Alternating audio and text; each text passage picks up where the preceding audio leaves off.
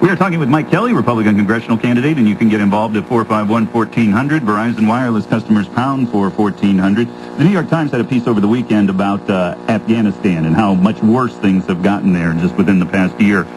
We've talked a lot about domestic policy and domestic issues here. What are your feelings about our involvement in Afghanistan, and what would you like to see us do there? Well, you know, I feel this way, Barry. The military folks seem to have the best a look at all these things, and I would defer always to the military and the intelligence that we have out there. I think they're the finest in the world. I think that you put in the hands of the people that are actually trained and understand it, those type of decisions. They have the highest, I think they have the greatest amount of intelligence to work with. I would always defer to them. Real quick, were you in the service? I was not in the service. I flunked my physical. I had a knee operation, and when I went for my physical, my knee locked up, and they said, no, you're not going. You had a debate scheduled with Dahlkemper. What happened? Okay, part of what I do in my life is I'm a Hyundai dealer. I'm also the vice chairman of the Hyundai National Dealer Council. I'm the secretary-treasurer for a charity called Hope on Wheels. Hope on Wheels is Hyundai and Hyundai Dealer Initiative to help children with cancer. We had a launch that was on the 2nd of September, and we knew about it ahead of time. My understanding was that we had scheduled our debates and our meetings with that in mind, and what I found out is we actually had a conflict there. Now, that was a national launch. Now, in the month of September, which is Pediatric Cancer Month, by the way, we are going to raise, Hyundai and Hyundai dealers are going to raise between $6.5 and $7 million to help stamp out childhood cancer.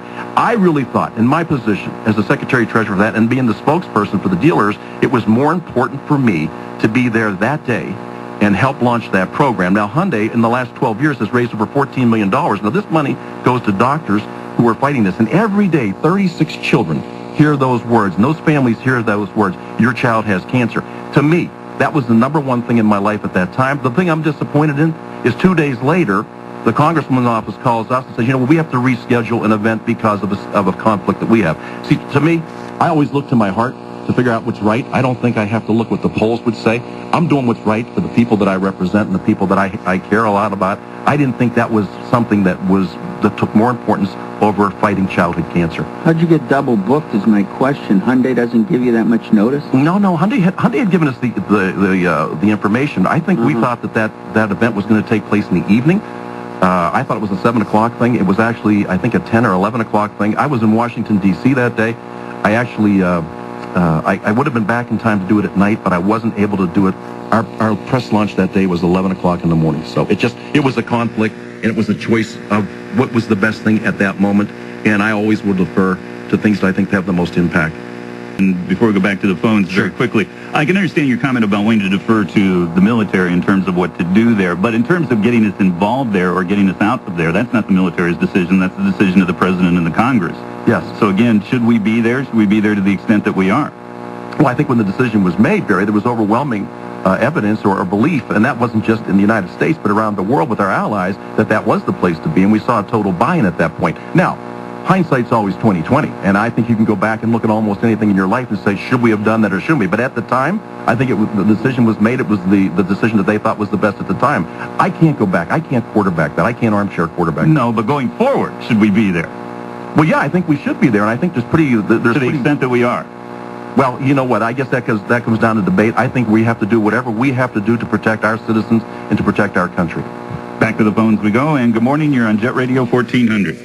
Good morning. My number one pet peeve, I believe, in regards to Congress is representatives being elected to do a job and then deferring that job to their staff.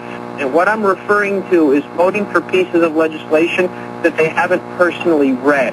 I believe that's a violation of the oath of office, and I'm wondering, why should we expect you to be any different than Kathy Dahlkemper? That's a good question. I can tell you right now, I've never signed anything in my life, and I've signed a lot of contracts. I've had to borrow a lot of money for my business. I've never signed anything that I didn't read, and I think it's a little bit ridiculous for any of us even having that debate about how could you sign it, and how can anybody make a statement, well, we've got to pass it, and then we'll find out what's in it. I've got a 40-year body of work. I've been pretty much who I am, and I think at 62 years old, I know who I am. And if I were to say to you, look, I'm not voting for anything that I don't understand and I haven't read and I haven't had a chance to take a look at, and if somebody says to me, hey, you got to pass it this weekend or we can't get it done, I'm saying, why? Why did it have to be passed that quickly? I'm not sure that any of us understand that, and there's a lot going on right now that none of us understand, and you hit the nail on the head. I mean, while you may call her Congresswoman, she really was elected as your representative, and the representative is defined to me pretty clearly as to what a representative is. You're representing 650,000 people, their core beliefs, their core values. Sometimes your party asks too much, and I would always defer. I would do what's best for the people to sent me, and not what my party dictates. Good morning. You're on Jet Radio 1400 with Mike Kelly. Yes, good morning. I'm a person that's never not voted in an election, and every time the election season comes around, we hear the same speeches constantly, whether it be a Republican, whether it be a Democrat, and we listen to the same thing, how everything's going to be changed, and then nothing gets changed. And, I want to know, you're going into a system that there really is nothing that you can do. It's a power play, and you've got people on the top who control everything that gets done. And how does a new person going in, who's going to take 2 years just to learn the ropes, how do you truly expect to change this system? Well, you know, right. I got to tell you what, I'm not a status quo guy. If it's wrong, it's wrong. If it walks like a duck and quacks like a duck, it's a duck. There's nothing wrong with our government. The problem is we haven't sent the right people. And my question is, it goes out to people, look, why would you send back the same person and expect a different result? Look, if it's not working the way you think it should, then you need to go and you need to make your voice heard. And I'm going to tell you this, that this fall, I really believe that there's a number of people running that really don't need to stay. They're going to perform a public service. So I think part of the arm twisting that goes on is, hey, you vote along party lines or we're not going to support you in the re-election. Hey, my answer to that is if I have to bend who I am, my character, my values to keep that seat, is that a seat I really want? And if you voters understand that, then you need to take a look and you look at the people that are running. Are they who they say they are? Are they going to do what they say they're going to do? Are they going to tell you something warm and fuzzy when they're in Erie, Pennsylvania, and then once they get inside the Beltway, are they going to vote with their party? So people have a track record to run on, and people have to take a look at that. 8:53, 7 minutes in front of 9 o'clock. Time flies when you're having fun. I tell you, we're glad that you were here with us today. Hopefully you will be back again.